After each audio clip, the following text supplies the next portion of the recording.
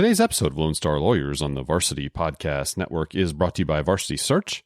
Varsity Search builds great teams by connecting lawyers in Texas with career opportunities at small and boutique law firms. So if you're thinking of making a move or your law firm is looking to hire, please go to varsitysearch.com and book a time to visit right into my calendar. Varsity Search, building great teams. Hey everyone, Daniel Hare back with you on Lone Star Lawyers. I hope you and your family are both healthy and safe. And man, I started saying that after COVID really hit back in the spring of last year, and it just continues to be relevant in this week more than ever. And before we get started, I want to pass along my just heartfelt prayers and best wishes to everyone who is still dealing with the impact of this crazy Texas winter storm. Our home was without power and heat here in Waco for several days. I know many of you, yours was as well. And we have been fortunate thus far on the waterfront. I know a lot of you have had either restrictions or boil notices or have had leaks and pipes bursting and all of those things. And it's just, it's awful, and just feel awful about that for everyone. And so it has been just a brutal week for a lot of us. So my prayer is just for your health, for your safety, and for your generosity. If you are in a position to help someone next door or someone down the street or someone else in your community that has it worse than you right now. And so if you are listening right now and you need something, if you are needing water, needing food, needing shelter, or whatever it might be, please text me, 254-709-3392. That is my direct phone number. You can text me. Happy to put a call out to the network of folks here and see if there's anyone that's near you that can help. If you're in Waco, it might be me. Just wanted to put that out there in case there's still a need that we might be able to help with. So anyway, do that. And we will have a great show today. And we'll keep going here, but just want to acknowledge all of you and tell you that we're praying for you, hoping to work through all this together and moving forward. All right, today we are in Dallas, where our guest is Josh Hedrick. And Josh is a founding partner of Hedrick Kring, a litigation boutique firm that focuses on high-stakes business and commercial litigation. Josh and his partner Jacob Kring launched the firm after spending several years at an AmLaw 50 firm there in Dallas. He spends his time focused on bankruptcy and insolvency-related litigation, as well as shareholder and partnership disputes, among many other types of business disputes. Josh is a 7-time Texas Super Lawyers Rising Star. He's an adjunct faculty member at UNT Dallas School of Law, as well as Baylor Law in Waco as well, and is a Texas Bar Foundation Fellow. All right, with that, let's hop into our conversation with Josh Hedrick on today's Monday Mentors episode of Lone Star Lawyers.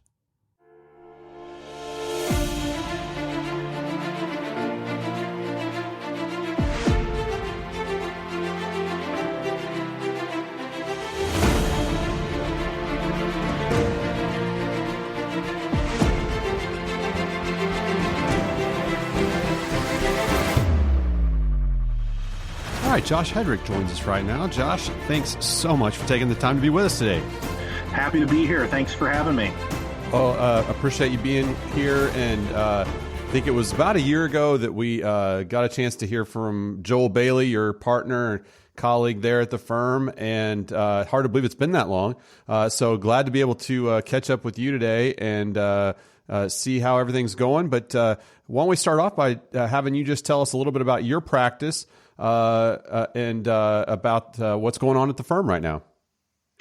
Sure. I am one of the founding partners of Hedrick Kring PLLC.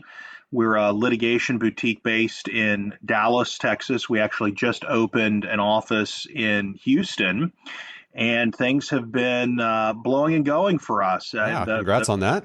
Appreciate it. And obviously it's a tough time for everybody. So the pandemic has certainly impacted all sorts of different industries, including the legal industry. And we've tried to kind of keep pushing forward and doing what we can to keep business going and to to take care of our clients. So it's been an interesting time, but we found a way to persevere at least this far. Yeah, absolutely. Well, and talk a little bit, if you would, about the types of cases that you tend to handle or tend to pursue, and that kind of thing. Give a little better picture of what all that you guys tend to cover and do there.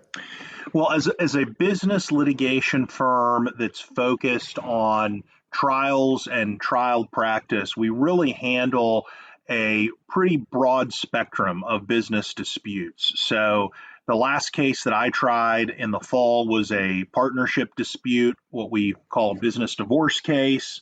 We do lots of breach of contract work. We do departing employee, non-compete, trade secret cases.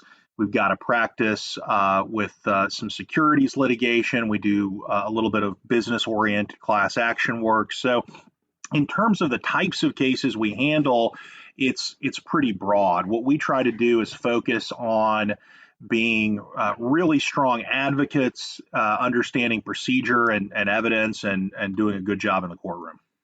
Yeah, absolutely. Well, good. Well, as we record this, it's January 28th right now for people listening later, obviously, than that.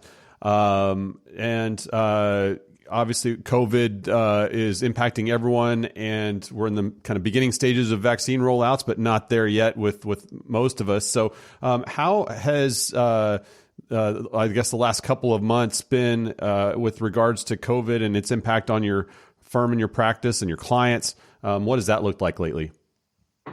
Well, as I mentioned, COVID has just impacted everybody, including the legal industry and our firm.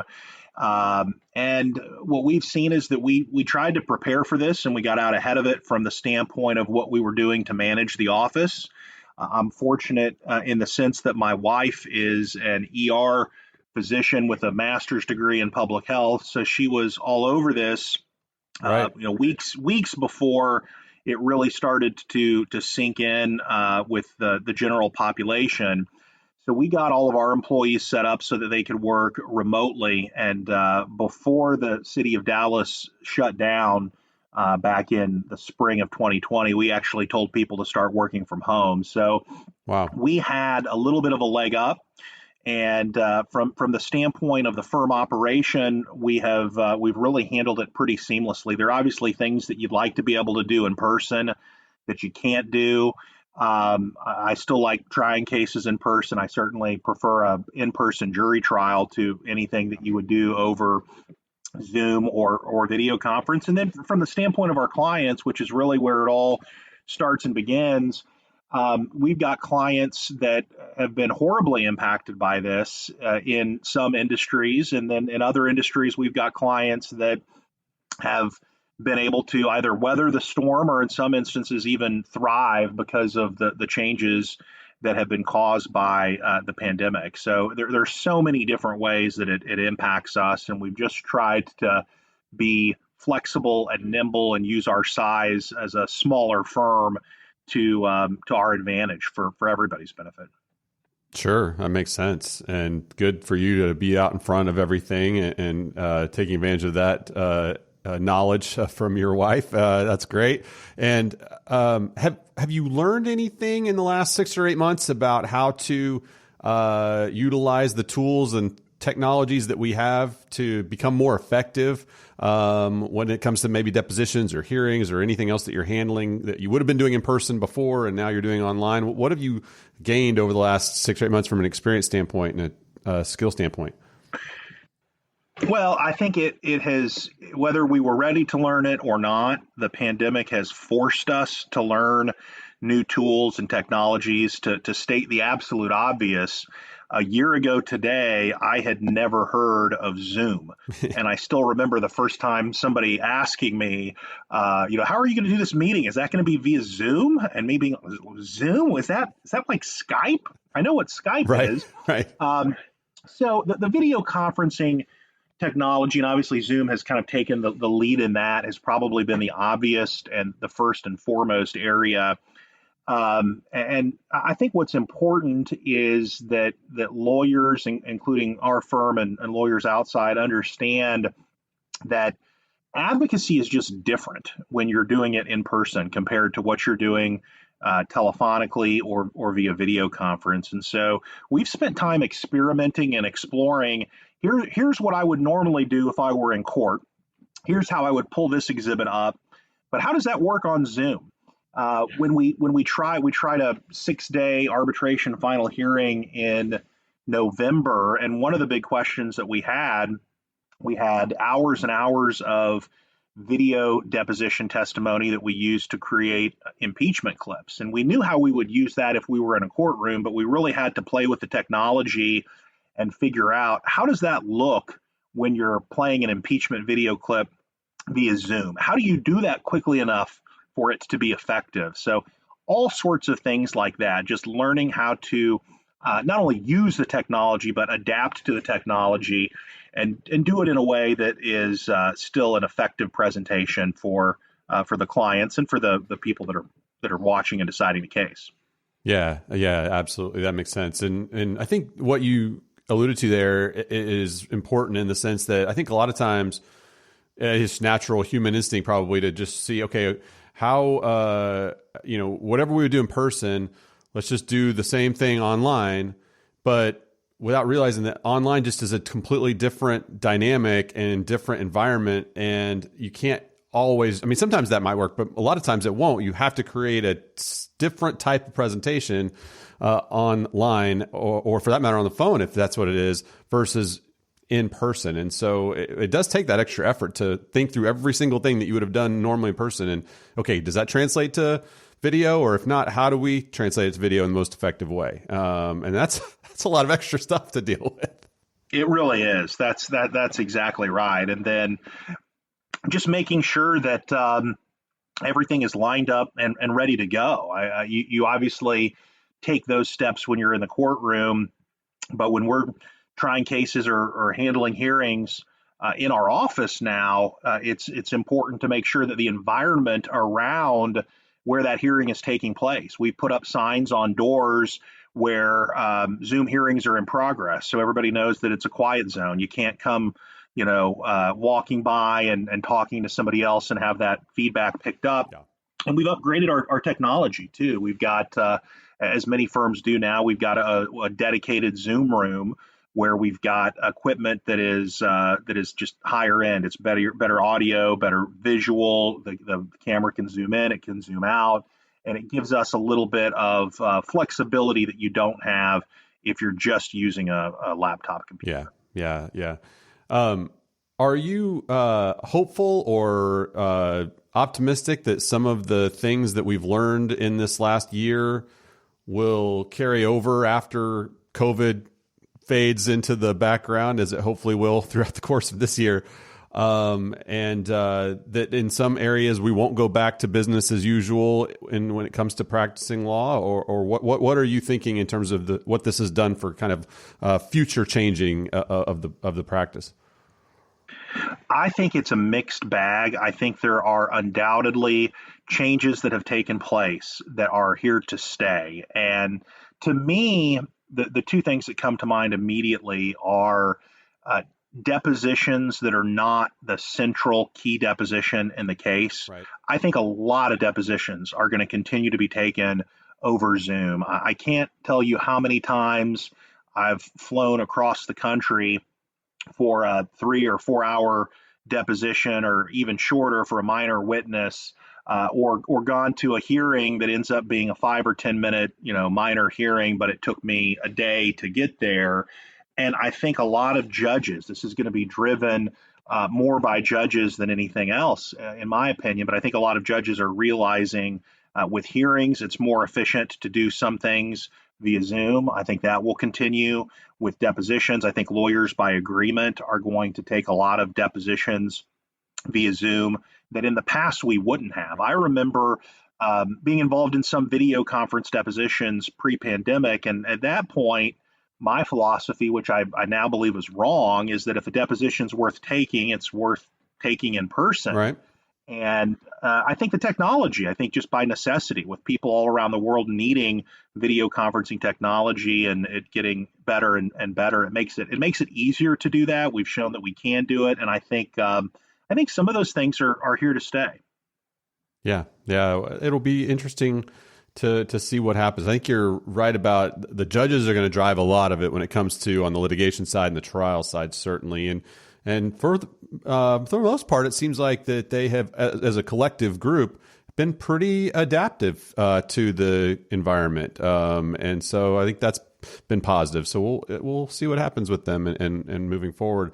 Well, switching gears a little bit, I want to ask you about just kind of the things that have made you into the lawyer that you are, and things that you feel like are important to impart upon younger lawyers. What's something that you learned early on in your first few years of practice that you would want to share that was important for you and that stuck with you and that you think have made you a better lawyer? One of the things, if I were to distill the many, many things down to, one or two key issues, it really boils down. This is probably true in life as much as it is in law, but anything that's worth doing is worth doing right. And so as a young lawyer, one of the things I tried really, really hard to do, because the first 2 or 3 years of practice, everything you're doing is brand new. It'll be the first time you've drafted a motion for summary judgment. It'll be the first time you've taken a live witness. And so going into my career, somebody had suggested to me, and I took the advice, that every time you do something, really learn why you're doing it, how it fits into the case, the best way to do it, and go above and beyond in mastering it, because there will be dozens and dozens of times that you do these tasks in the future, and the better foundation that you've laid, the easier it will be. So that, if I had to point to kind of one thing, I think that lesson has served me well, and it's helped me as I've moved through my career from a junior lawyer to a mid-level lawyer to somebody that's a little bit more senior now, although still in the first half of my career. Still hopefully a very young man, absolutely. when we started the firm, Dan, we started the firm about 7 years ago now, and we were concerned that we didn't have enough gray hair, and we used that metaphorically. And my wife eventually pointed out that I'd lost enough hair after having 2 kids that I didn't really need to worry about the gray hair, because I now looked plenty old to convince clients that we do what we're doing. Right, the no hair or the gray hair, one or the other. You need one, but that's awesome. What about is there anything that you maybe learned later on that no one shared with you that you wish you had learned or heard as a younger lawyer? I think having a sense for law as a business is something that I did not appreciate in the first couple years of practice. You go through undergrad, you go through law school, and at least in my circumstances, my first real job was as a practicing lawyer. Now, of course, I had summer jobs and things like that as I went along the way, but I didn't take 2 or 3 years off between undergrad and law school the way that some people do, to have a better sense for what the workforce looks like. And I think that my path's not all that different than the path of many. And you think of law as an academic exercise in some ways, and you think of it as being in service of clients. And I really am a firm believer in the idea that the law and being a lawyer is a profession, and that it's a higher calling, and that it's kind of unique in the way that we do it. All that said, the legal industry is still an industry, and the practice of law is a business. And there's a business and economic side of either running a law practice or building a law practice, and understanding how legal advice fits in with business decisions, that it probably took me a few years of practice to really grasp and really appreciate, because that's the kind of thing you don't learn in law school, and you really only learn as you kind of go through practice. But understanding, how does this task, how does this motion, how does this brief advance the client's interest, and what is the hourly rate times the number of hours going to be? And is that good value add for the client? How do we maintain high legal standards while also being efficient and taking care of the client's interest? All of those business type calculations that are now kind of part and parcel of everything we do. It took a while for that to sink in, and I wish I had really started grappling with those issues earlier in my career. As a poli-sci major, I never imagined that I would spend my career doing business litigation, but I've really enjoyed it, and it's taken some time to get there. But that's one thing that I wish I'd had a better handle on earlier in my career. Yeah, and I think that's a lot. That's a lot of lawyers, I think, for sure. And whether it's a conscious decision, of, hey, I know all this stuff's going on business wise over here, but I need to become the best practicing tactical lawyer that I can, or it's just there's no curiosity or no interest in it at all, or it's kind of oblivious, whatever. But I think a lot of lawyers don't know or understand the business stuff at that stage. So I think you're not alone in that at that time. What about from kind of related to that?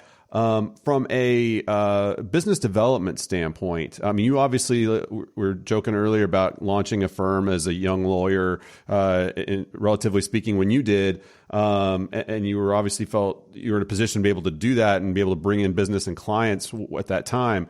How does a lawyer that's in their first few years of practice start thinking about, okay, if I'm going to, eventually either need to have my own book of business as a partner in a firm, or going to start my own thing, how do I start planning for that and executing on that strategy at the early stages, if at all?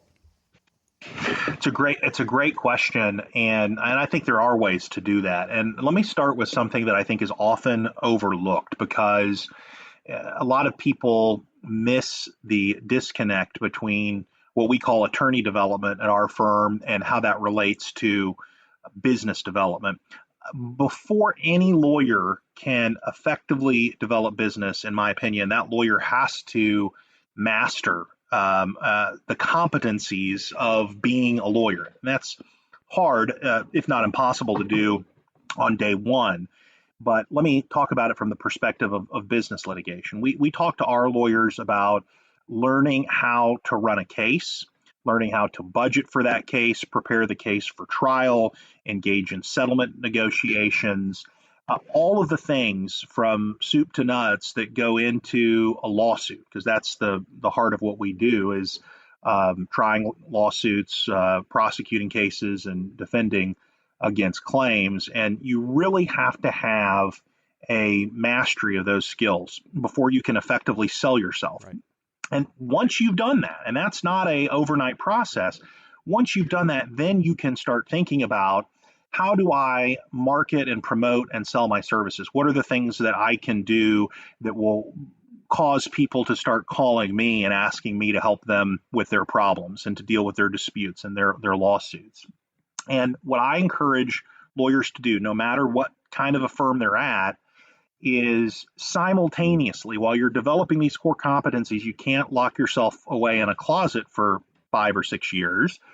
You've also got to maintain your network, and you've got to stay in touch with people. You're going to have your close friends that you're going to be in touch with anyway, but you've got to make the extra effort to keep up with those law school classmates, the people that you know from young lawyer organizations, and surround yourself with people that you like and people that you enjoy visiting with, and have a network that will not only help you in terms of business development, but help you as you need to draw on your contacts for a myriad of different professional reasons. And if you've done that, then when the time comes, each of those things, albeit very small in their own respect, will put you in a spot where you can do that. It's also a very practice-driven thing. I mean, the way that we develop business for a business litigation firm is going to be completely different than the way a family lawyer or an estate planning lawyer or a criminal defense lawyer is going to do it for their practice. But I think those two things, become a master at your craft and build your network, I think those are two things that are probably universal. Yeah. Great. What would you say is something that stands out to you in a young associate that makes you think, hey, this person has got it. They're figuring it out. I think they're going to do well. What are maybe one or two things that you see in young associates or that you're looking for when you're looking to see if someone's on the right track? I'm going to answer that by kind of putting it into two big categories. When we look at associates at our firm and at other firms and tried to say who's really got this figured out. I mean, there are two different things we look at, the skill and what we call the will. And the idea is that those two things are probably equal in importance. And the thing that's easiest to evaluate initially is, does this person have the work ethic, the curiosity, the motivation, the desire, and most fundamentally, the diligence to do this? Because those are all traits.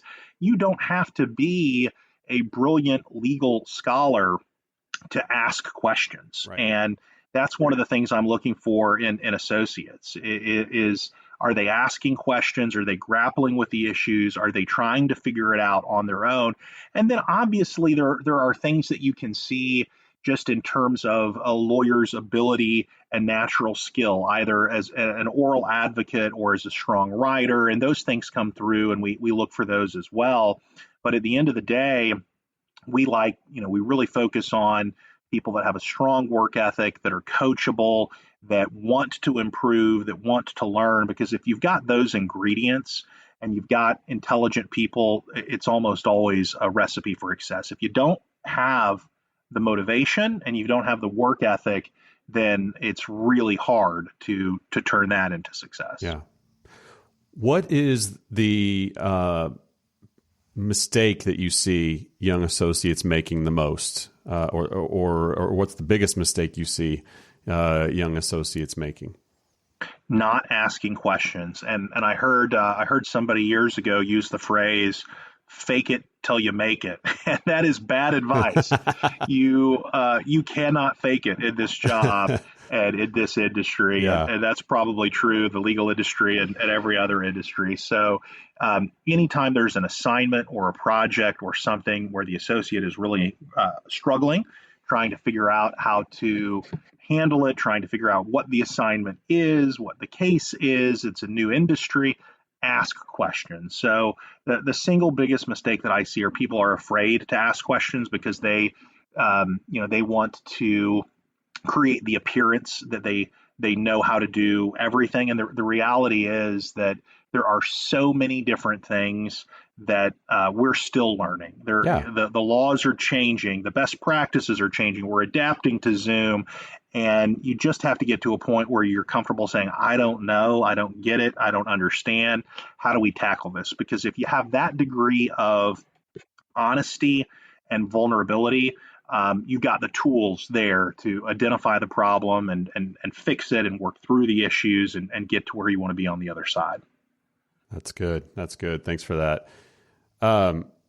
And I want to ask you just in our last topic here about hiring. And we've had a chance to work together on this. And so I know some of this, but I'm going to ask some things that I might know already the answer to for the benefit of the listeners. What are a couple of key things that you're looking for on resumes? And of course, most of our audiences are practicing lawyers. They're at another firm or they're somewhere practicing and maybe a couple of years in. What are the key things on resumes that you're looking for?